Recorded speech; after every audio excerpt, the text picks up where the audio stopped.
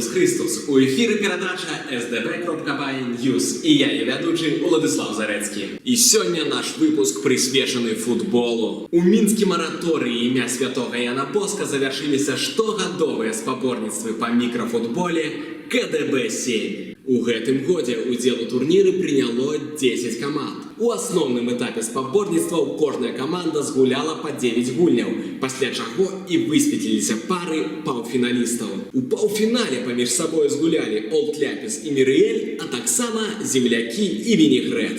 А ў фінале перамогу атрымаў Вінігрэд, перайграўшы Мірыэль з лікам 3-2. І я рады прадставіць вашай увазе агляд самых цікавых момантаў з рашаючых гульняў.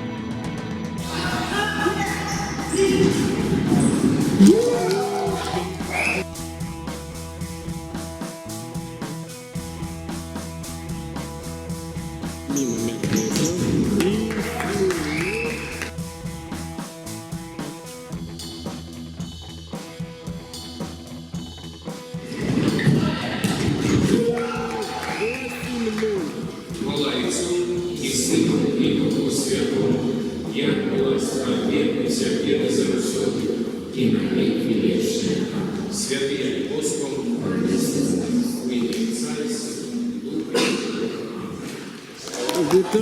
Вітаємо усіх на фіналі КДБ-7.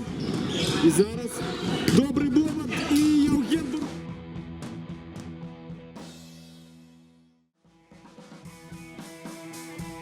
Олексій Вишинський готує браво свою команду.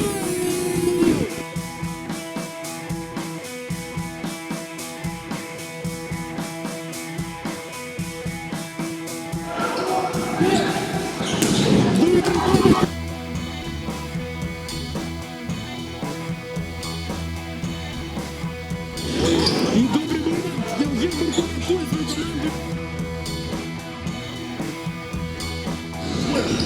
Зараз атака.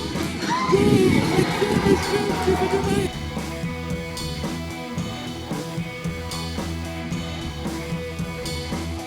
Вишинський забив. І другий гол.